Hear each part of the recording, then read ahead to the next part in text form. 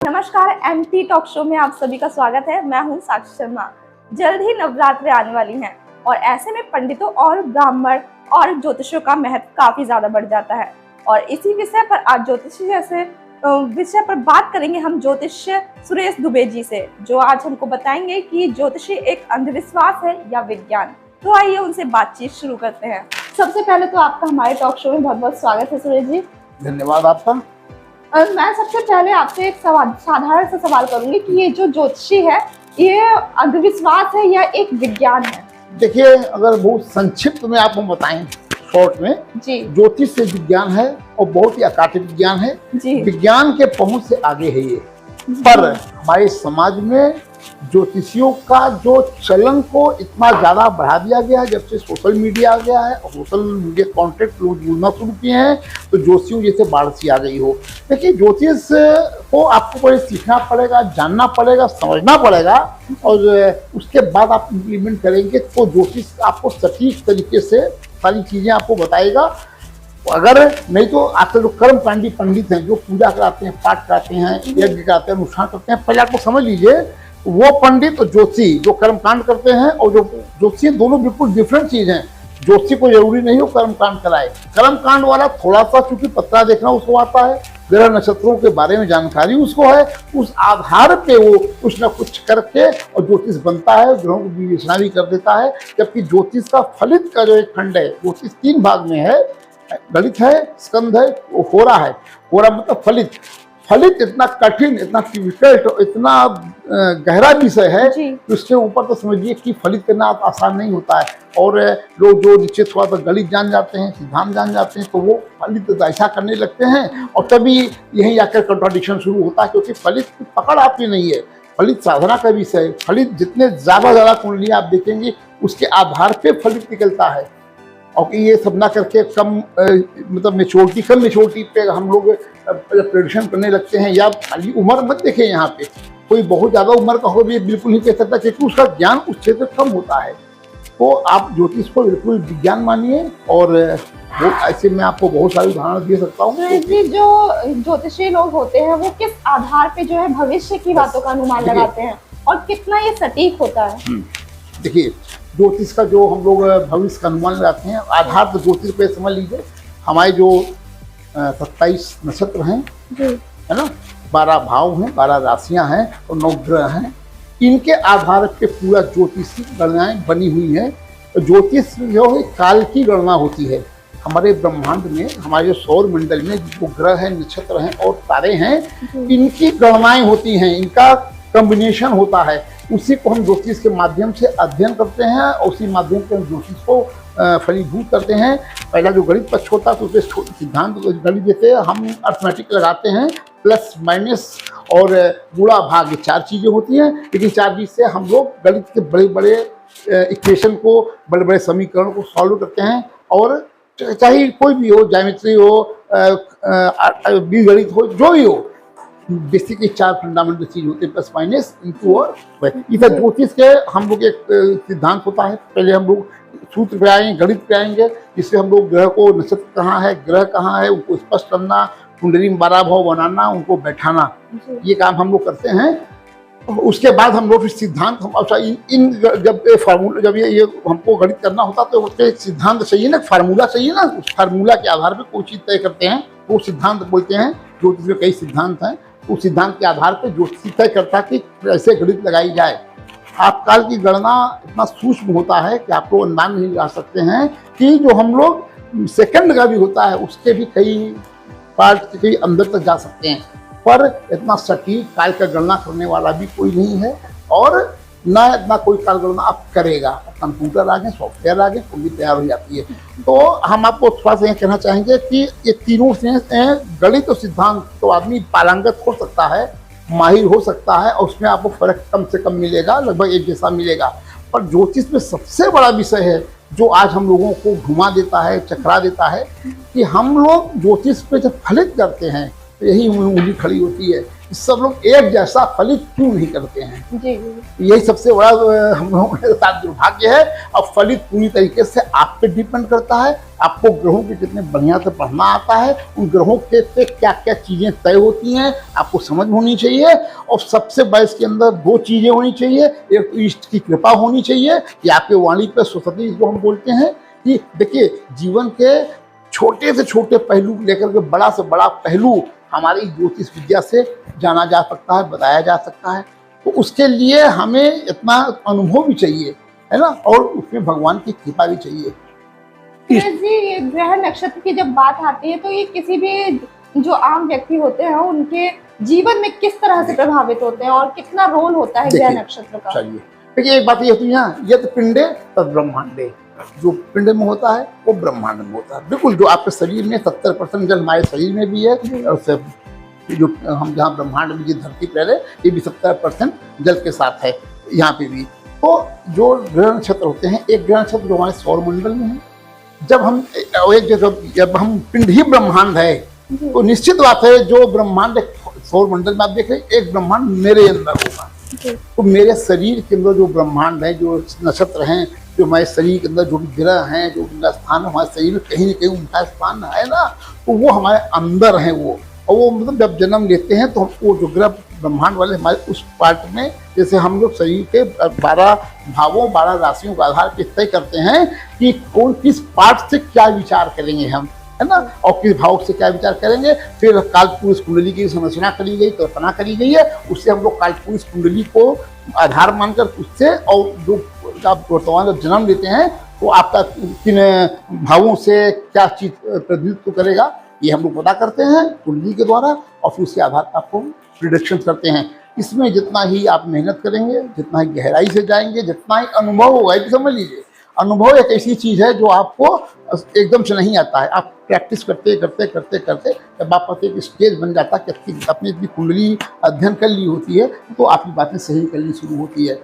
तो अब यहाँ पे ये फलित में आकर के जो विचारधाराएं अलग अलग बन जाती हैं, या अपने हर जोशी का अपना प्रिडिक्शन करने का तरीका अलग अलग हो जाता है, अपने हिसाब से करने लगता है।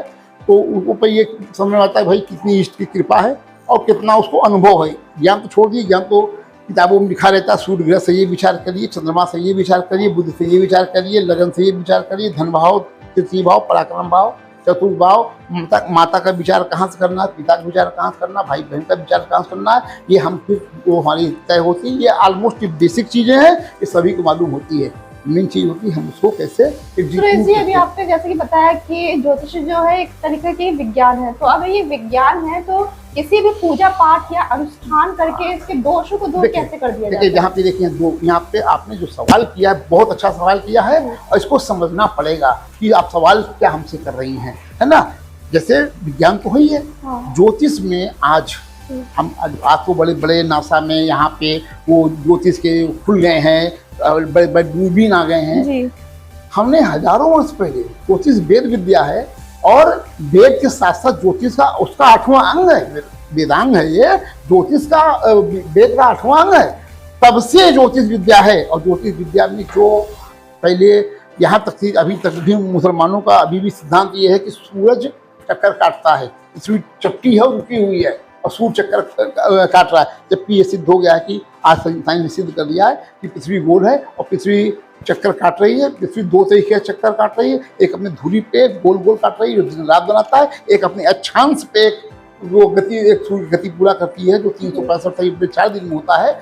इसको हम जो दिन महीना और साल निकलता है, और जो अपने धुरी काटती है उससे दिन और रात हमको पता चलता है।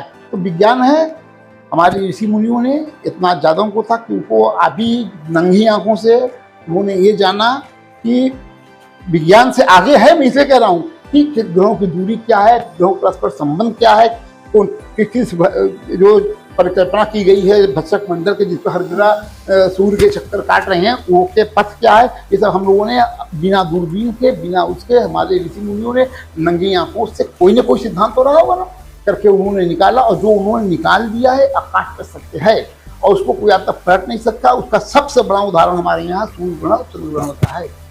सूर्य ग्रहण चंद्र ग्रहण ज्योतिष के गणनाओं से कई वर्ष पहले, तो सैकड़ों साल पहले से तय कर दिया गया है। अब देखिए बाजार में 100 वर्ष के पंचांग आपको मिलते हैं, जिसमें गणित करके सिद्धांत लगा करके पंचांग तय कर दिया जाता है। तो उसमें क्या होता है कि आप देखिए कि उसमें हर साल कब कब चंद्रग्रहण होगा, कब सूर्य ग्रहण होगा, कितने बजे होगा, कब मोक्ष होगा, एकदम लिखे रहते हैं। और आज तक आपका एस्ट्रोनॉमी पे या वैज्ञानिकों को हिला नहीं सके। वो वही होता है जो उन्होंने गणना कर दी थी। उसके मतलब ना कहीं विज्ञान भी है और विज्ञान से आगे भी है जी। और इसमें जी मंत्र जो है, मंत्रों का बहुत ज्यादा उपयोग होता है। अब यहाँ हम लोग एक नए स्टेज पे आ गए। अब देखिए, जान लेना, आपका प्रिडिक्शन कर देना, पर क्या करना चाहिए। देखो एक डॉक्टर है, डॉक्टर क्या करता है, डॉक्टर आप जाते हैं, हम ये तो आपको हालचाल को हम निकालते हैं ना, आपको क्या पीड़ा है, डॉक्टर को आप बताते हो, तो डॉक्टर क्या करता है, समझता है क्या हो रहा है, तो आपको दवा लिख देता है, आप दवा करते हैं, ठीक हो जाते हैं। कोई जरूरी नहीं कि उसी डॉक्टर ठीक हो जाए, सही दवा मिल जाए तो आपको गलत दवा बन जाता है। लेकिन दवा भी क्या है, ये भी एक ज्योतिषी उपाय ही मान के चलिए। यह मेडिकल एस्ट्रोलॉजी आप कह लीजिए, डॉक्टर पढ़े मेडिकल एस्ट्रोलॉजी। हमारे शरीर में ग्रहों के, नक्षत्रों के प्रभाव से शरीर के अंदर हमारे केमिकल तत्व बनते हैं, केमिकल बनते हैं जो हमारे शरीर को चलाने के लिए बहुत जरूरी होते हैं। अब हमारा जैसे मान लीजिए, हर आदमी को अगर हम ऐसे मान चलें तो हर आदमी को एक ही रोग क्यों नहीं होता है। हर आदमी को रोग, मतलब जैसे आपको किडनी प्रॉब्लम है तो हमको लीवर की हो सकती है, आपको हार्ट की हो सकती है, अलग अलग चीजें हैं। क्योंकि हमारे जिसमें मैंने आपसे कहा ना, जब जन्म लेते हैं तो हम जब जन्म लेते हैं तो उस समय जो आकाश ब्रह्मांड में जो ग्रह जहाँ पे हैं, ठीक यदपिंडे तत्ब्रह्मांडे सिद्धांत के अनुसार हमारे शरीर में उसी अंगों को आके बैठ जाते हैं। उस समय हमको अध्ययन करना पड़ेगा, ग्रहों की अवस्थाएं होती हैं, कौन सी अवस्था में ग्रह अच्छे अवस्था में है, बुरे अवस्था में है, पीड़ित अवस्था में है, चौरासी के होते हैं, मूल त्रिकोण के होते हैं, उच्च के होते हैं, नीच के होते हैं, है ना, और शत्रु क्षेत्रीय होते हैं। तो जब उच्च के होते हैं, मूल त्रिकोण के होते हैं, चौरासी होते हैं, तो उनके फल जीवन मिलने वाले शुभ होते हैं। पर इसके विपरीत होते हैं, शत्रु क्षेत्रीय होते हैं, नीच के होते हैं, पीड़ित होते हैं, तो वो हमको पीड़ा देते हैं। अब हमें जो हमारी कुंडली है, जैसे कालचक्र कुंडली में लग्न को, मतलब पूरे कुंडली को शरीर मान लें तो लग्न हमारा सिर है, द्वितीय भाव से हमारी वाणी, तीसरी भाव से हमारे कंधे, चतुर्थ भाव से हमारे फेफड़े, पंचम भाव से हमारे पेट और इसका हिस्सा है ना, छठे भाव से हमारे किडनी है, और हमारे जो अंग होते हैं उनका डिपेंड, ऐसा हम करके 12 भाव से 12 राशियों से हम लोग ये आ जाता है कि कहाँ पे क्या है, किस अंग पे किसका प्रभाव है, कहाँ से क्या देखना। द्वितीय भाव से धन देखना चाहिए, चौथे भाव से परिवार देखना चाहिए, दसम भाव से कर्म देखना चाहिए। बस देखिए एक ही कुंडली में है, एक ही कुंडली से हम सब कुछ देख सकते हैं। हर भाव से उनके रिश्ते क्या हैं। जीव और अजीव दो तरीके की चीजें हम विचार करते हैं। जीव का भी विचार करते हैं, अजीव के रूप में जीवन है वो भी उन भावों से विचार होते हैं, जिनमें जीवन नहीं समान है उनके भी विचार होते हैं। तो ये इसके लिए बहुत स्टडी करेंगे तो आपको पता चलेगा कि कौन से क्या है। अब आपने प्रश्न यह किया कि क्या मंत्र काम करते हैं, या जो उपाय हम बताते हैं, ये बहुत स्वाभाविक प्रश्न है और 90% लोग यही जाके फेल हो जाते हैं, उनके उपाय एक्टिवेट नहीं होते हैं। देखिए पहले कर्म का सिद्धांत समझ लीजिए, कोई भी चीज एक दूसरे से बंधी हुई है। प्रकृति के अंदर बस 2 2 4 है तो 2 2 4 होगा। प्रकृति के अंदर अगर मिट्टी का धर्म तीखापन है तो मीठापन आपको कभी नहीं देगी, तीखापन ही देगी। सवाल इस बात का है, हमें उसको समझना पड़ेगा क्या करेगा। और प्रकृति के नियम, हम जब किसी को मान लीजिए मिर्ची लग गई तो हम क्या करते हैं, चीनी मुंह में खिला देते हैं, भाई मीठा खिला देते हैं, गुस्सा कम हो जाता है ना, तकलीफ कम हो जाती है ना। तो ऐसे समझिए। तो हम लोग जब मंत्र की बात करते हैं या बात करें, पहले तो ये चीज़ है कि ब्रह्मांड में कर्म जो होते हैं वो 3 तरह के होते हैं। एक दृढ़ कर्म होता है, एक अदृढ़ कर्म होता है, एक दृढ़ कर्म होता है। दृढ़ कर्म वो होते हैं जो निश्चित होते हैं आपके जीवन में, वो भोग आपको भोगने ही पड़ेंगे। प्रारब्ध आप जो लेके आए हैं वो भोगना ही पड़ेगा। बरसात हो रही है, हम ये कहते हैं कि साहब नहीं पानी हम रोक देंगे ना, बरसात हम नहीं रोक सकते, पर इतना कर सकते हैं आपका मैं दे करके कि आपको मैं छतरी दे दूंगा, आप एक छाता लगा लीजिए और अपना काम कर लीजिए, ठीक है ना। तो आप छोटा मोटा पानी बरस रहा होगा तो आप छाता लगा कर जाएंगे, अपना काम कर चले जाएंगे। थोड़ा तेज होगा तो छींके पड़ेंगी थोड़ी बहुत, कि आपका काम हो जाएगा, आप उसमें कर सकेंगे। और दृढ़ कर्म होगा, आंधी तूफान जीवन में आ जाएगा तो छतरी या कुछ भी नहीं बचा पाएगा आपको। तो हमें 3 तरह के कर्मों में दृढ़, अदृढ़ और दृढ़ कर्म के बीच में काम करना चाहिए। दृढ़ कर्म कभी भी खत्म नहीं हो सकते हैं, इसमें रामायण में जैसा कि कहा गया, लाभ हानि जय शब्द जीवन मरण विधि हाथ, ये विधि के हाथ में है। इसमें हम लोग बस ये कर सकते हैं कि आप देखिए, जब आप किसी दृढ़ प्रारंभ कर्मों भोग में आते हैं तो वो भोग बड़ा होता है, आप अंदर से नकारात्मक होते जाते हैं, निगेटिव होते जाते हैं। तो अगर हम उस समय आपको कुछ चीज़, जैसे मैंने कहा ना, मिर्चा खिला दिया, आपको तीखा लग गया, तो मिर्चा खाना आपका कर्म था, तो खाना ही था।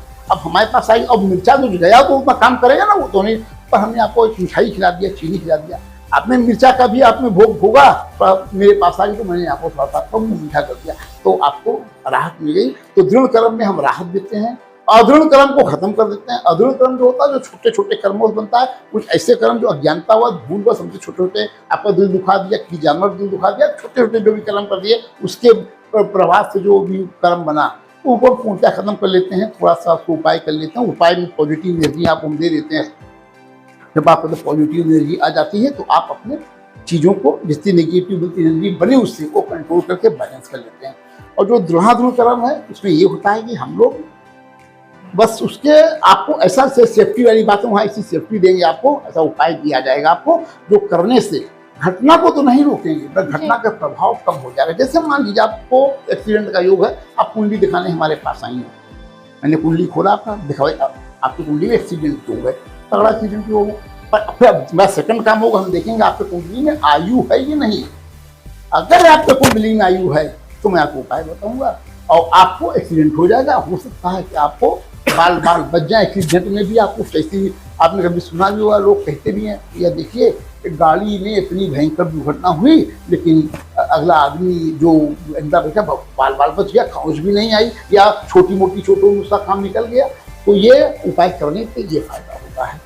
और मंत्र होते हैं, ज्योतिषी लोग मंत्र जैसे ही पढ़ के उपाय बताते हैं, तो क्या कोई भी आम व्यक्ति खुद से मंत्र पढ़ के अपनी समस्या दूर कर सकता है? आप कैसे पढ़ेंगे, ये मैं पूछा ना, डॉक्टरी तो सब डॉक्टर हो, वो भी दवा देते हैं, पर आम आदमी जानता ना कि डॉक्टर पास जाएंगे, वो उसका अपना अनुभव है, वो बताएगा ना हमें क्या केमिकल कमी हो गई, क्या हमारे अंदर चीजें कमी हो गई, कि जो जिसकी वजह से हमको ये तरीके की दिक्कतें आ रही हैं, हमारा रोग बढ़ रहा है। बुखार 1000 प्रकार का होता है, कई रोग होते हैं, तो हजारों हजार तरह से आते हैं। तो वो जो डॉक्टर अनुभवी होगा, जितने अनुभवी डॉक्टर पास जाए उतने अच्छा बता पाएगा, वो आपको दवा देगा, आप ठीक हो जाओगे। तो आप अपने से कैसे दवा ले लेंगे?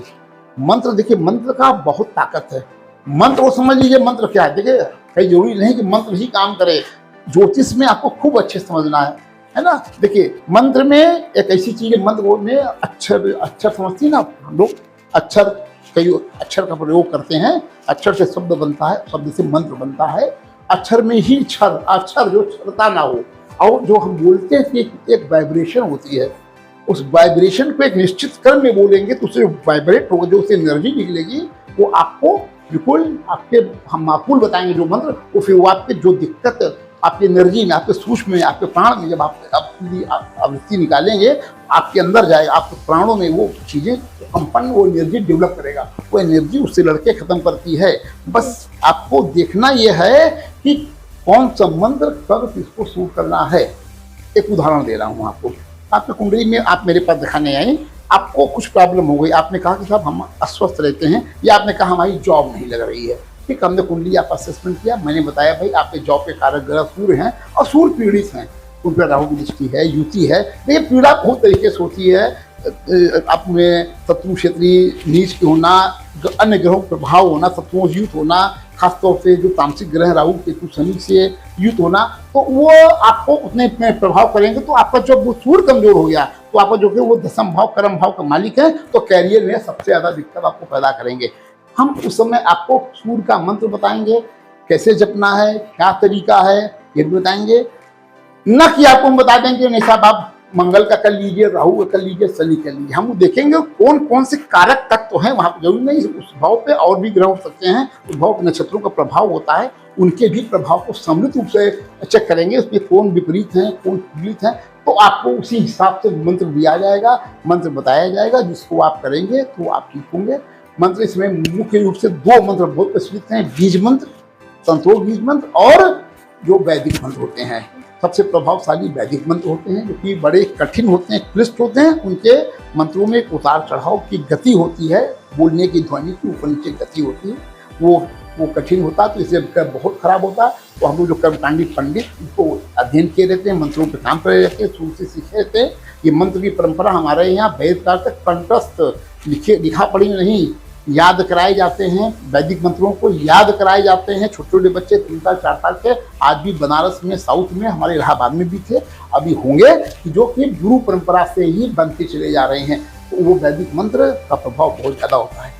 हम लोग बीज मंत्र, सांत्रों बीज मंत्र खुद से कराते हैं, छोटे से होते हैं, आपको करने में कोई दिक्कत नहीं होती, उससे वाइब्रेशन बनता है। पर वाइब्रेशन बनता है, थोड़ा उसमें हमको टाइम लगता है, क्योंकि आपको खुद से करना कभी कभी ये होता ना, मोटे मोटे तौर पे। जैसे अब जैसे आपको खाना खाना है, आपको शरीर को पोषक तत्व चाहिए, तो जब डॉक्टर ओरल दवाई देता है, इसे हम लोग बीज मंत्र बता देते हैं। लेकिन कभी देखिए आप किसी की ओरल जा ही नहीं रहा या नहीं ठीक हो पा रहा, तब डॉक्टर क्या करता है कि आपको वो लगा देता है, ड्रिप लगा देता है, तो आपको दूसरे माध्यम से चीज़ें आपको मिलने लगती है ना। तो इसी तरीके से वैदिक मंत्र होते हैं, इतने जबरदस्त होते हैं। तो पंडित लोग संकल्प लेकर के, संकल्प करके आपके लिए जाप करते हैं, अनुष्ठान करते हैं, और उसका आपके आभा मंडल में वो वाइब्रेशन पूरा आपके बस जाता है और आपके नकारात्मक एनर्जी को खत्म करता है। तो मंत्रों का बहुत ताकत है, मंत्रों को समझना पड़ेगा। मंत्रों के लिए आपको जरूरी नहीं कि ग्रहों के कहे जो ग्रह उसी मंत्र, कभी कभी हम लोग अपने वैदिक और भी मंत्र हैं, बहुत से स्रोत हैं, बहुत से पाठ हैं, उनको भी कराया जाता है जरूरत के हिसाब से। इसके लिए अनुभव होना बहुत जरूरी है। सुरेश जी, हिंदू धर्म में जो है नवरात्र को काफी मान्यता दी जाती है, काफी महत्वपूर्ण माना जाता है, और उस टाइम पे जो है ज्योतिषियों और पंडितों का महत्व बढ़ जाता है। तो आप बताएंगे। चलिए आपको हम बताएं, हमारे यहाँ 4 नवरात्रियाँ होती है, 2 हम लोग मानते हैं और 2 गुप्त नवरात्रियाँ होती हैं, वो साधु संतों के लिए होती हैं, और जो हम जैसे ज्योतिषी हैं, पंडित हैं, साधक हैं, आप हैं, आप लोगों के लिए 2 नवरात्रियाँ हैं। नवरात्रियाँ कब मनाई जाती हैं, कभी आप गौर करिए, जब भी ऋतुओं का संधि काल होता है, एक दिवाली के आसपास, दशहरा के आसपास, जब मौसम बदल रहा होता है, एक अभी होली के बाद तुरंत, वो दोनों संधि काल के ऋतुएं होती हैं। और आप देखेंगे संधि काल के ऋतुओं पे इन 6 महीने वाली वो बहुत ज़्यादा नकारात्मक ऊर्जा आती है। देखिए ऊर्जा भी हम लोग मानते हैं नॉर्थ पोल है, साउथ पोल है। नॉर्थ पोल से अच्छी ऊर्जा आती है, साउथ पोल से बुरी ऊर्जा आती है। चाहे ऊर्जा उधर से आए, चाहे इधर से आए, जब नकारात्मक ऊर्जाएं आती हैं तो आप वातावरण देखिए भारीपन आ जाता है बहुत ही ज़्यादा, और ऑलमोस्ट सभी व्यक्ति के अंदर नकारात्मक प्रभाव बहुत ज़्यादा आ जाते हैं। ऐसे में ऋषि मुनियों ने हमारे, उनको इतना ज्ञान है कि उन्होंने नवरात्रि जैसे पर्व का निर्माण कर दिया है कि आप अपनी एनर्जी को मंत्रों के द्वारा, पूजा के द्वारा, पाठ के द्वारा, भक्ति के द्वारा आप अपनी एनर्जी को परिवर्तित कीजिए। देखिए एनर्जी, एक बात आपको यहाँ और कहूँगा, भगवान ने आपके कर्मों के अधीन कर दिया है। 90% आप कर्मों के अधीन है, पर 10% आपको बिल की स्वतंत्रता भगवान ने दी है, जिसको हमारा अध्यात्म और फिलॉसफी मानता है। इस बात के लिए बिल पावर के बल पे आप, अगर बिल आपका कोई बिगड़ा कुछ नहीं बिगाड़ पाएगा। जब आप बिल पावर स्ट्रांग हो जाए, इतनी आप अंदर ताकत आ जाए, तो आप इतनी स्ट्रांग हो जाएंगी कि आप बिल पावर बल पे अपने नकारात्मक एनर्जी को खत्म कर लेंगे। पर ऐसा लोग कर नहीं पाते हैं। बिल पावर हर का स्ट्रांग नहीं होता है, और जब आप साधना करने लगेंगे बिल पावर को बढ़ाने के लिए एक ही मात्र आपके पास साधना है, साधना या ध्यान के योग के द्वारा आप अपने बिल पावर को बढ़ा लीजिए। ये जो नवरात्र होते हैं, इसमें 9 दिनों का ये अलग अलग महत्व होता है या फिर सारे समान? यस 9 दिन का महत्व होता है। हम ये मान चलते हैं कि हमारी एनर्जी पूरी तरीके से, अगर हम नवरात्रियों को ठीक से नियम से पालन कर लें, तो हमारी सारी एनर्जी एक एक करके सब ठीक हो जाएगी। जैसा मैंने बताया आपको, 9 ग्रह हमारे होते हैं, उन 9 ग्रहों की 9 एनर्जियाँ होती हैं, और जो देवी जी का 9 दिन का हम लोग कथा अनुष्ठान पाठ करते हैं, पालन करते हैं, इससे हमारे 9 ग्रह भी ठीक होते हैं। प्रथम दिवस सूर्य को समर्पित है, द्वितीय दिवस चंद्रमा को समर्पित है, तृतीय दिवस मंगल को, चतुर्थ दिवस बुध को, पंचम दिवस गुरु को, षष्ठ दिवस शुक्र को, सप्तम शनि को, अष्टम राहु को, नवम केतु को। हम इन 9 दिन की आराधना से अपने इन 9 ग्रहों को भी आराधना के माध्यम से ठीक करते हैं। तो सुरेश जी, जो व्यक्ति मतलब पूजा पाठ करते हैं अक्सर, उनके अलावा सभी व्यक्तियों को शामिल करके ऐसे कौन से कार्य होते हैं जो नहीं करने चाहिए नवरात्र के दौरान, और कौन से कार्य पर ज्यादा ध्यान देना चाहिए? देखिए नवरात्रि में सीधी सी आपको जो नवरात्रियाँ, आपको हमारे कोई भी अनुष्ठान हो, कोई व्रत हो, कोई भी त्यौहार हो, अधिकतर हम लोग शुचिता और शुद्धता पे ज़्यादा जोर देते हैं। क्योंकि देखो सीधी सी बात है, आपको उसको कहने कोई बात ही नहीं है। धर्म उसी से मिलते हैं जिसका जो मूल धर्म होता है वही छोड़ेगा ना। जी। जब हम पॉजिटिव होना शुरू करेंगे तो हमें पॉजिटिव चीज़ों के पास जाना पड़ेगा। ये वेल डिसाइडेड है, आपकी अंतरात्मा भी बता देती है क्या चीज़ आपके लिए पॉजिटिव हो रहा है, क्या चीज़ आपके लिए नेगेटिव हो रहा है। तो ऐसा वातावरण तैयार करना जो निरंतर आपको पॉजिटिव बनाए, और सबसे आसान तरीका है भक्ति मार्ग से या फिर निराकार मार्ग से, ध्यान के माध्यम से आप अपने आत्मा को, अपनी एनर्जी को पॉजिटिव कर लें। और नवरात्रियाँ बहुत ही महत्वपूर्ण होती हैं इस समय के लिए साधना के माध्यम से, क्योंकि हमें अपनी एनर्जी में पॉजिटिव एनर्जी ले आना। जितना हम पॉजिटिव चीज़ें ले आएंगे उतनी जल्दी हमारी चीज़ें अपने आप दूर हो जाएंगी। उपाय में कुछ लोगों को ऐसा कुछ नहीं होता, उपाय में केवल आपकी एनर्जी को बदला जाता है, आपकी एनर्जी को बदला जाता है। आप खुद नकारात्मक हो जाते हैं, आपके मन में फिर तरह तरह विचार आ पाते हैं जो स्वतः से आप अपने इच्छा शक्ति बल पे खत्म तो कर सकते हैं, पर अभी तक 99% लोग नहीं कर सकते हैं। तो जब वो के माध्यम से जुड़ते हैं, उपाय के माध्यम से जुड़ते हैं, पूजा पाठ के माध्यम से जुड़ते हैं, ध्यान के माध्यम से जुड़ते हैं, तो वो एक पॉजिटिव एनर्जी को अपने लेना शुरू कर देते हैं। बस यही मेन महत्व है। और एनर्जी जैसे जैसे हमारे यहाँ बढ़ती जाएगी, सीधी सी बात है, जो आप पॉजिटिव होंगे तो पॉजिटिव चीज़ खींच के ले आएंगे, नेगेटिव हो तो नेगेटिव चीज़ खींच के ले आएंगे। तो ये बड़ा सूक्ष्म सिद्धांत है, इसीलिए नवरात्रियों में इस तरीके का पूजा पाठ अनुष्ठान बताया जाता है। और हम लोग नवरात्रियों में ग्रहों के भी चीज़ें बताते हैं करने के लिए साथ साथ, तो वो भी कर लीजिए। तो आपको अगर हमारे 9 ग्रह हैं, हम 9 ग्रहों के बारे में कुछ न कुछ करते रहेंगे, हमारे ग्रह ऑलमोस्ट ठीक होते हैं। और नहीं तो लेकिन जब किसी ग्रह का वेग बहुत निगेटिव वेग बहुत हो जाता है, तो ऐसे में आपको एक अच्छे एस्ट्रोलॉजर से मिल करके समस्याओं का समाधान करना ही चाहिए। उस ग्रह को विशेष रूप से आपको पूजा करना पड़ेगा, उसके पूजा पाठ करना पड़ेगा। कभी कभी ऐसा होता है, आपको आपके थोड़ा सा आपके प्रश्न में नहीं है, फिर भी मैं आपको बता दूं, तो कभी कभी कोई ग्रह बहुत कमज़ोर हो जाते हैं। देखिए, ग्रह हमारे कुंडली में पॉजिटिव बैठा हुआ है और पॉजिटिव हमको दे भी सकता है, पर अवस्था उसकी कमज़ोर होती है। उसके जो बल है, ग्रहों की जो डिग्रीज होती हैं बहुत कम होती हैं, ऊपर दूसरा प्रभाव पड़ जाता है। ऐसे में हम तभी रह पाएंगे जब हम स्वस्थ रहें, अच्छे रहें, मजबूत रहें। तो ऐसे में हम लोग स्टोन रत्न को सजेस्ट करते हैं। रत्न पहनाना बहुत ही कठिन काम है। रत्न का सजेशन, क्योंकि ग्रह पे केवल सूर्य चंद्रमा को छोड़ दिया जाए तो सारे ग्रह होते हैं 2 भावों के मालिक होते हैं, एक शुभ भाव का, एक अशुभ भाव का। दोनों भावों को साथ साथ लेके चलते हैं। अगर किसी ग्रह को मैंने मजबूत किया तो आपके जो पॉजिटिव वाली भाव हैं उसको भी ठीक करेंगे, और जो निगेटिव भाव हैं उसको भी बढ़ाएंगे। तो फिर क्या हुआ कि आदमी को बीमारी और यहाँ तक कि मृत्यु तक की स्थिति बन सकते हैं। अगर मारक छिद्र ग्रहों को ताकत दे दिया गया तो आपको मृत्यु तक तुल्य कष्ट दे सकते हैं। इसलिए उपाय में बहुत सावधानी रखनी चाहिए। ज़्यादातर उपाय पूजा पाठ, दान, मंत्र से ही करना चाहिए। सुरेश जी, भारत में कई सारे लोग हैं जो ज्योतिषों पर काफी विश्वास रखते हैं, लेकिन क्या ऐसा भी होता है कि भविष्य बनाने में ज्योतिषों का बहुत ज्यादा रोल होता है, भूमिका होती है? देखो, मैं आपसे अभी एक बात, मैंने फिर वही बात दोहराऊंगा।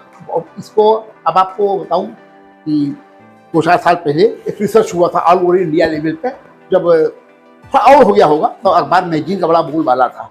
2018 के पहले की अखबार मैगजीन बड़ा बोलबाला था।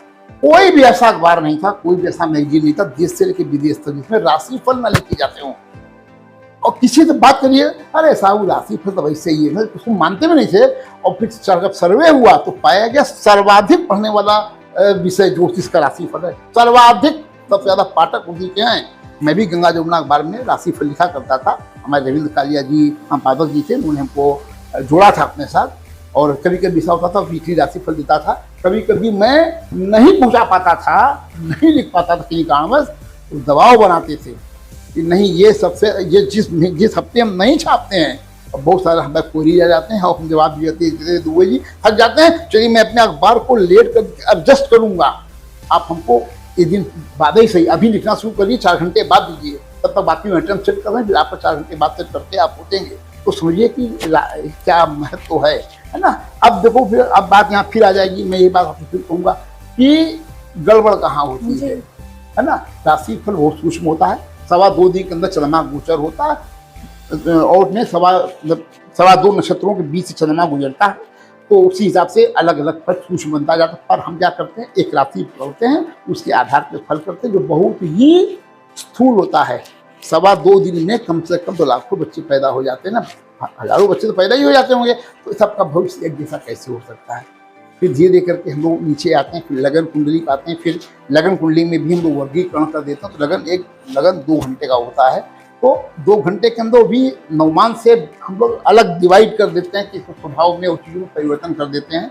कहीं तो जोड़ा बच्चे भी पैदा होते हैं, जुड़वा भी होते हैं, उनके कुंडली देखने तरीके हैं और वही बताए जा सकते हैं और सटीक बताए जा सकते हैं। तो इसीलिए लग्न कुंडली से ही ज़्यादा कुछ फल आते हैं, उससे आते हैं और उससे हम लोग प्रोडिक्शन अच्छे कर पाते हैं। तो लेकिन ये चीज़ें लोग समझते नहीं है। आपसे मैंने एक बात बताई ना, 90% लोग तो बस ऐसे ही काम करते हैं ना। अब ऐसे ही काम करेंगे, बताओ मेहनत नहीं करोगे, काम नहीं करोगे, अनुभव नहीं लोगे। भाई हम कहते हैं हमारे पास कुंडली आते हैं बिना पैसे के दिखते हैं, इसलिए कि हर कुंडली हमको अनुभव देके जाती है।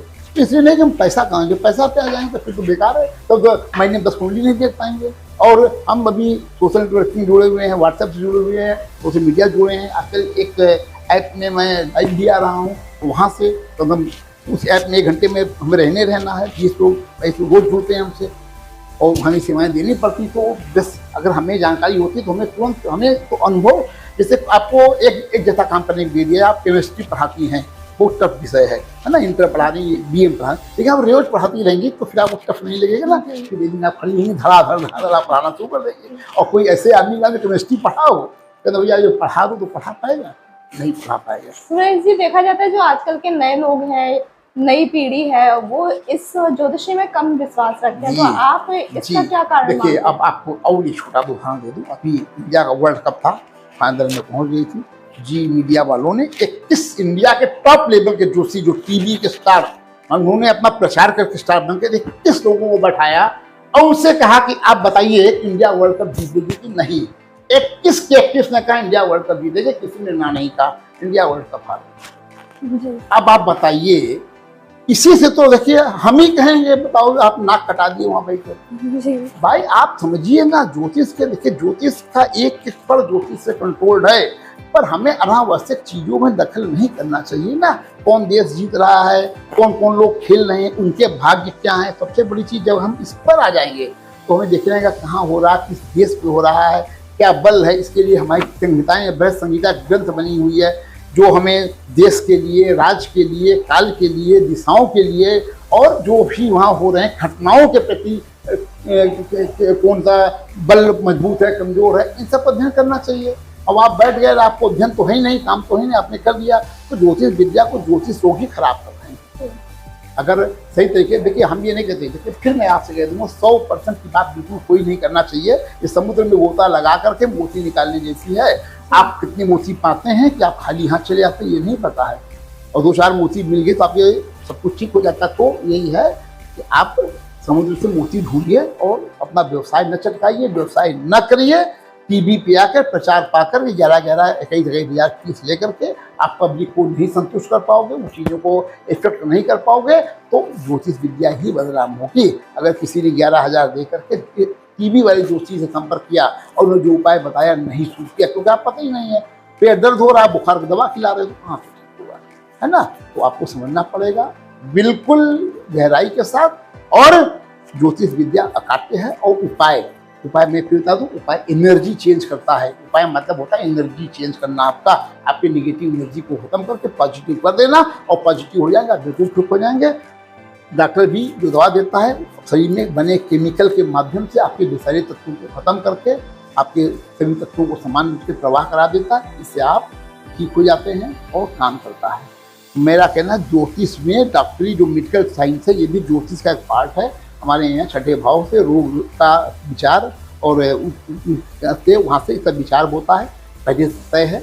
और हमारे अगर बहुत लोग गहराई से जाएं तो हम लोग आयुर्वेद और ज्योतिष का बहुत गहरा संबंध रहा, शुरू से रहा है। हमारे जितने भी आयुर्वेदाचार हुए, सब ज्योतिषाचार हुए हैं, ग्रहों के कॉम्बिनेशन से। औषधियों के किस ग्रह की कौन सी औषधियाँ हैं, अभी भी देखिए 27 नक्षत्रों के पेड़ कंपनी राज में लगा हुआ है। 9 ग्रहों के जो वृक्ष हैं वो यहाँ लगे हैं पता चक्की रामलीला कमेटी के यहाँ। ये रोहतक इस बात के लिए इन ग्रहों के इलाज इनके माध्यम से भी हम करते हैं। तो ये पढ़ना पड़ेगा, समझना पड़ेगा, करना पड़ेगा।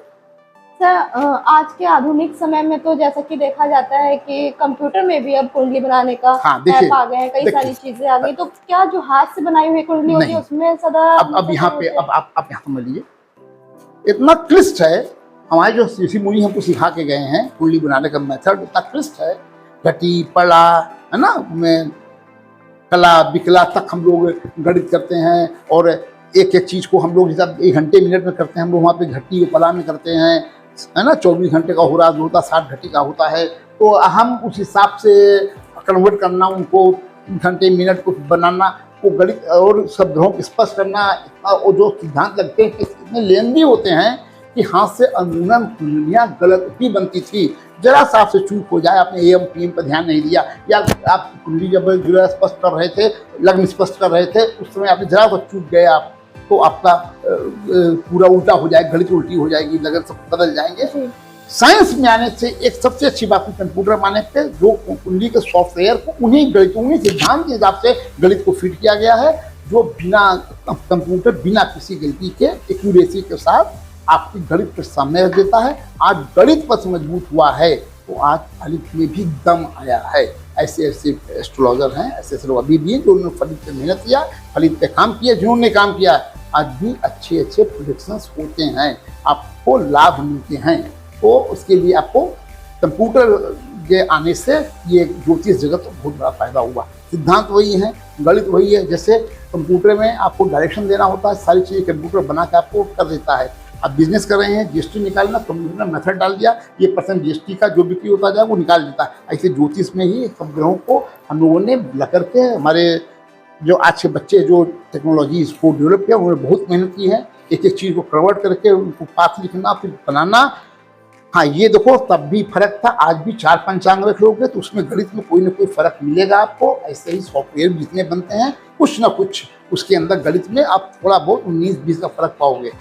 पहले तो आज भी पूरे जो इंडिया में पंचांग बनते हैं, उनका पूरा विद्युत सभा है, कई बार चर्चा हो चुकी है कि हम सारे पंचांग बनाने वाले बैठ के एक छत के नीचे तय कर रहे कि सिद्धांत बनेगा, एक ही सिद्धांत बनाए ताकि विवाद ना हो पाए। पर आज तक विवाद सॉल्व नहीं हो पाया। थोड़ा सा यहाँ पे क्या होता है कि थोड़ा सा हमारे यहाँ हर को एक होता है ना, थोड़ा हम आपसे श्रेष्ठ वाली बात है, ये यहाँ भी लागू है। इस वजह से हम लोग बहुत ज़्यादा काम नहीं कर पाए, लेकिन ज्योतिष एकदम बहुत ही सटीक एक विज्ञान से ऊपर है, मेरा कहना ये है। और कंप्यूटर के आने से हम लोगों को प्रेडिक्शन करने में आसानी हुई है। इसमें भी डिफरेंसेस आते हैं, वो कुंडली बनाते हैं, लैटीट्यूड लॉन्गिट्यूड का फर्क पड़ता है। तो वो फर्क कैसे पड़ेगा?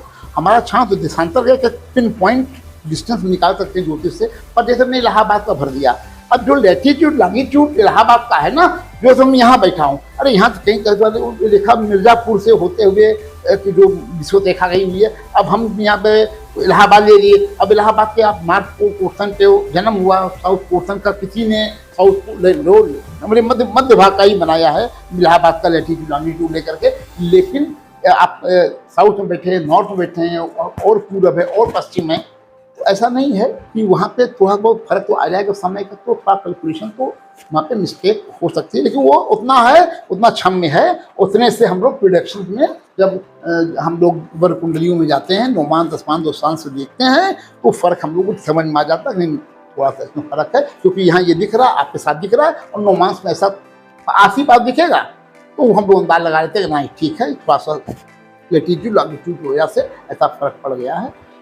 और ये चीज़ तो कोई ठीक नहीं कर सकता है, तो कोई नहीं ठीक कर पाएगा इतना। हाँ, अक्सर देखा जाता है कि सड़क किनारे कुछ लोग होते हैं जो भविष्य की बातें बताते हैं कि आइए भविष्य बताएं आपका, तो वो कितने सटीक होते हैं? मैंने अभी आपको ये बात बताया कि ज्योतिष एक ऐसा विषय है, कोई ऐसा नहीं है, चाहे बड़ा से बड़ा राष्ट्रपति हो, प्रधानमंत्री हो, मंत्री हो, उद्योगपति हो, इसको अपने भविष्य के बारे में जानने की जिज्ञासा नहीं होती है। एक जिज्ञासा सब कोई जिज्ञासु होते हैं, कोई खुल के पूछता, कोई नहीं पूछता है, लेकिन होती है सबकी है। आप समझिए, जो हमारे इंदिरा गांधी जी वो बराबर प्रॉपर एस्ट्रोलॉजर का सहायता लेते थे, चंद्रशेखर जी बराबर एस्ट्रोलॉजर के संपर्क बना करते थे, लालू जी, मुलायम सिंह, सबको किसी न किसी एस्ट्रोलॉजर के संपर्क में ही रहते हैं। तो जो अधोर पर बैठे हुए, मैंने एक ही बात कहा, भाई हम हर जगह ये पाखंड हर जगह चलता है, हमें कुछ थोड़ा बहुत ज्ञान हो गया है, हम बैठ गए और उसके आधार पे आपको बैठा करके कुछ ऐसी बातें आपसे करेंगे जो हर को लगता है कि ठीक है, उस तरीके की बातें करके आपकी बातों को जाल में फंसा करके और आपसे हम बात करेंगे, आपको बताएंगे। देखिए, वो भरोसे लायक बिल्कुल नहीं होता है। जब आपका भरोसा टूटता है तो आप लोग नीचे से ऊपर तक पूरे ज्योतिष जगत के जो विद्वान वास्तव में ज्योतिष के हैं वो भी बदनाम होते हैं और उनकी भी विश्वसनीयता कम हो जाती है ना। अब खुश होकर तो तोता बैठा लिए, मैना बैठा लिए, है ना, तो तोता मैना थोड़ी आपका भविष्य निकाल देंगे। ऐसा थोड़ी है कि आप उसमें किताब में पन्ने रखें वो खींच के लाएंगे, उसका आपका भविष्य पहले से लिखा है, ऐसा नहीं है। जी, भारत में अक्सर देखा जाता है कि बहुत सारे लोग, जैसे कि अभी आपको मैंने बताया कि ज्योतिष में बहुत मान्यता रखते हैं, तो आपको लगता है कि इसके बारे में जो भ्रांतियां हैं फैली हुई, आप जनता को क्या संदेश देना चाहते हैं? देखिए, जनता को मैं एक ही बात का संदेश दूंगा, पब्लिक को, भैया आंख खोल के रखो, आंख खोल के रखो। पैसा बहुत बड़ी चीज होती है और आप लोग मीठी बातों में आते हो, छल्लेदार बातों में आते हो, इस पे नहीं जाते। योग्यता, खैर आप योग्यता तो वही परख सकेगा जो उसका ज्ञान हो, जिसको ज्ञान ही नहीं है वो योग्यता क्या परखेगा। तो आप कभी भी आप जैसे मान लीजिए सुनी सुनाई बातों पे या क्यों किसी ने, तो हमारा मापदंड कैसे होता है? आजकल विज्ञापन का दुनिया है ना, हम विज्ञापन करके कुछ भी बेच सकते हैं। हमने विज्ञापन करना शुरू किया, साहब 21,000 मेरी फीस है, बहुत अच्छे पंडित हैं साहब, टीवी में आते हैं। टीवी में आना हमारा ज्ञान का मापदंड थोड़ी हो गया, टीवी में आना हमें थोड़ी रिकॉग्नाइज करता है।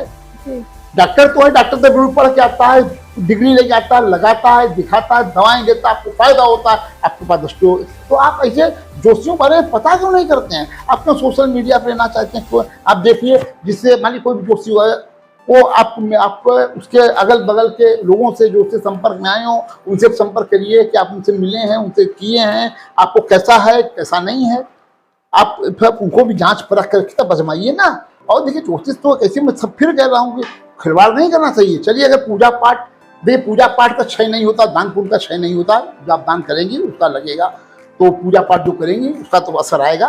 पर आप ऐसे कोई स्टोन पहनाते हैं, पत्थर पहनाते हैं, तो आपको देखना पड़ेगा ना, गलत ना पहना दे। कितने लोगों को मैंने स्टोन तुड़वा दिए, भैया क्या कर रहे हो, आए हो, मैं समझता है साहब पैसा है, कर्जा बढ़ता जा रहा, पैसा नहीं है, छठे भाव रोग भाव के मालिक है, तो आप पत्थर पहने हो, मजबूत करते चले जा रहे हो, तो आपको कर्जा बढ़ रहा है। कितने लोगों को मैंने उतरवाया है, उतारने 6 महीना 8 महीना बाद आगे हाथ तक बोल के गए इनसे कि पंडित जी आपने तो अंडा कराया होता तो मैं तो दलदल में फंसी रहा था। तो ऐसे इसको देखना पड़ेगा। और आपको इसमें पूजा में, अपने ज्योतिष उपाय में आपने एक चीज अभी आपने हमसे नहीं प्रश्न किया, दान का बहुत महत्व होता है। दान क्या होता है? दान ये होता है कि आप जब पीड़ा में हैं तो आप जैसे लोहे को खींचने के लिए चुंबक की जरूरत पड़ती है ना, तो दान की वस्तुएं जो होती हैं वो बहुत प्रभावी होती हैं। जैसे मैंने आपको कहा, जैसा मान लीजिए जब सारे ग्रह राहु केतु पर प्रभावित हो जाते हैं, तो वो राहु तो सर्वांग के सबको ग्रहण कर लेता है। तो राहु के जब उपाय के लिए हम कहते हैं, आप बीमार पड़े हैं, हम कहते हैं भाई सप्तधान तुला दान करिए। तुला दान सब होता है, सप्तधान रखिए उसके ऊपर, 7 तरह के अनाज, घी, तेल, नमक, मिर्चा, पूरा जो भंडारा से बने। तो क्या होता है, जो सप्तधान्य होते हैं ना, वो राहु केतु तो अपना कुछ नहीं है, उन्हीं ग्रहों के ताकत लिए रहते हैं, उन्हीं का अच्छा बुरा करते रहते हैं। तो वो सारे ग्रहों के जो जब सिस्टम बिगड़ेंगे तो आपको ज़्यादा तकलीफ होगी। उस समय वो दान करते हैं तो आपके शरीर से उन दान अनाज में जिस चुंबक की तरह से आपके शरीर की नेगेटिव एनर्जी ग्रहों द्वारा बनाए गए हैं सारे ग्रहों की, वो खींच लेंगे अपने में, और फिर उनको आप दान कर दें। मतलब इतना दूर कर दीजिए। लोग नदी में प्रवाह करा देते हैं, लोग भंडारे में दे देते हैं, लोग अपने आपसे दूर हो जाएं, तो आपको बहुत फायदा करता है। और उसका दान का भी बहुत बड़ा महत्व है उपाय में, आपकी एनर्जी को बैलेंस करने के लिए। तो बीच बीच में दान करते रहना चाहिए। और आप देखती होंगी कि सूर्य ग्रहण होता है तो राहु केतु पीड़ित करते हैं सूर्य और चंद्रमा को, तो लोग जो सूर्य लोग जो दान देते हैं, आपके मोहल्ले गलियों घूमते हैं कि जी पहले तो ये परंपरा हमारे ऋषि मुनियों ने बनाई थी कि राहु केतु मैक्सिमम दोषों का समन करते हैं, जो सूर्य चंद्रमा को भी प्रभावित कर सकते हैं। तो उनके दिए गए दान आपको बहुत कुछ आराम पहुँचा सकते हैं। तो ये दान का भी एक महत्व आप दर्शकों को जाना चाहिए, कैसे होना चाहिए। ये तय करेगा आपका जो चीज जो ठीक ठाक जानता हो, वो तय करेगा आपको किस प्रकार का उपाय बताया जाए। अभी हम तत्वों की बात करेंगे तो 4 तत्व होते हैं जो चार, जो हम लोग जो 4 धर्म अर्थ काम मोक्ष 4 प्रकार के त्रिकोण होते हैं, और 4 तत्व होते हैं, अग्नि, वायु, पृथ्वी, जल। ये 4 तत्व होते हैं। 4 तत्व इन्हीं सबका कम्बिनेशन है, एक आकाश तत्व है। वो अभी जो कि पृथ्वी के जो हम लोग हैं 4 तत्व की बात करें, तो हमें किस तत्व से परेशानी हो रही है, अग्नि तत्व से हो रही है, जल तत्व से हो रही है, वायु तत्व से हो रही है ना, या पृथ्वी तत्व से हो रही है। उन तत्वों के ग्रहों की पीड़ा कभी कभी हम लोग, जैसे अग्नि तत्व को कोई ग्रह आपको पीड़ा दे रहा है तो क्या करिएगा, नहीं तो जल से जाकर पड़ जाएगा तो बुझ जाएगा ना, कर्म ही खत्म हो गई, तो आपको उसका फल अच्छा नहीं मिलेगा। हमें क्या करना पड़ेगा, उस ग्रह के नाम से दीप हवन करना, दीप जलाना, दिया देना, ये सब चीजें वहाँ पे, तब आपको उस ग्रह का अच्छा फायदा मिलता है।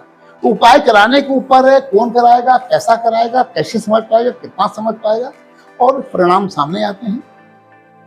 और हमें तो भी अभी आपके GTV में एक वो छपा था, एक इंटरव्यू का आ रहा था, सुधीर चौधरी कर रहे थे, तो उन्होंने बताया कि महामृत्युंजय जप का महत्व क्या है। साउथ इंडिया में एक अस्पताल में एक रोगी के पास डॉक्टरों ने जवाब दे दिया था, ICU में, CCU में था वो, एकदम गंभीर अवस्था में, और डॉक्टरों ने हाथ खड़े कर दिया था, फिर वेंटिलेटर पर नहीं हटा रहे थे, तो उसके में उनका मरीज जो जिसके पेशेंट थे वो एक पंडित जी को ले आया, उनके हाथ में संकल्प पूछा और पकड़ के संकल्प दे करके संकल्प ले करके और चला गया। और डॉक्टर लोग 7 दिन का अनुष्ठान होता है, 7 दिन बाद वो पेशेंट उसके बिस्तर पर बैठ गया। डॉक्टरों ने मान लिया, लोहा मान लिया, नहीं भाई ये भारतीय प्राचीन विद्या भी बहुत महत्व है। आज हमारे साउथ इंडिया में कई स्कूल खुल गए हैं, मेडिकल अस्पताल खुल गए हैं, मेडिकल जो कि आयुर्वेद और ज्योतिष के आधार पे पेशेंट को कुंडली देख के भर्ती कर रहे हैं, उसके आधार पर इलाज दे रहे हैं, और उनकी यहाँ रिकवरी 100% जा रही है। आपसे मैंने पहले भी कहा था कि दृढ़ कर्म को नहीं मिटा सकते, तो हम कुंडली में देख के बता देते हैं कि आपके सिद्ध ग्रह आ गए हैं, अब आपको नहीं बचना है, मना कर देते हैं, भैया आप जाओ सेवा करो, असली सेवा वो होगी। और पता लगा उसमें अभी आप दिया और में बत्ती लगी हुई है, जल रहा है, झोंका आ जाए, दिया बुझ जाए, तो आपने तो जो मेडिकल है वो तो कह देगा ये तो गया, कुछ नहीं इसके अंदर। लेकिन एक ज्योतिषाचार्य देख रहा है कि यहाँ तेल है अभी, तो बत्ती को हम जला करके जीवन ला सकते हैं, तो हम जलाएं क्यों ना, तो ज्योतिष वो काम करता है। चलिए जी, आपने हमारे टॉक शो में भाग लिया, उसके लिए बहुत बहुत आभार आपका। चलिए देखिए, आपने इतना बृहद विषय पे चर्चा किया और कम समय में है आपने ज्यादा चीजें निकाली हैं, लेकिन जब ज्योतिष में तो अब हम 4 घंटे बैठे रहेंगे तब ये खत्म नहीं होगा। अनंत है, हरि अनंत, हरि कथा अनंता, है ना, तो ज्योतिष वो चीज है। चलिए, आपसे लोगों से मिलके बड़ी खुशी हुई, और आप लोग सही चीजें लोगों तक पहुंचाने का काम करेंगे तो बड़ी खुशी होगी। और ज्योतिष को कम से कम, जो मैं लोगों से फाइनली यही कहूँगा कि आप हर चीज़ों को देखिए, समझिए, परखिए। तो जैसा कि आप सबने देखा, आज हमारे साथ थे ज्योतिषी सुरेश दुबे जी, जिन्होंने हमें बताया कि ज्योतिष जैसे बड़े विषय पर बहुत ही गहरी और कम शब्दों के जरिए और बहुत कुछ इसके महत्वपूर्ण जानकारी दी, जो शायद आपके जीवन के लिए भी काफ़ी ज़्यादा लाभदायक होगी। अगर आपको ये जानकारी अच्छी लगी है तो बहुत ही इस तरह की वीडियो आगे आती रहेंगी, आपको इसी तरह की हम कई सारी जानकारी देते रहेंगे। तब तक के लिए देखते रहिए MP टॉक शो। मैं हूँ साक्षी शर्मा, मैं मिलूंगी आपको अगली वीडियो में। धन्यवाद।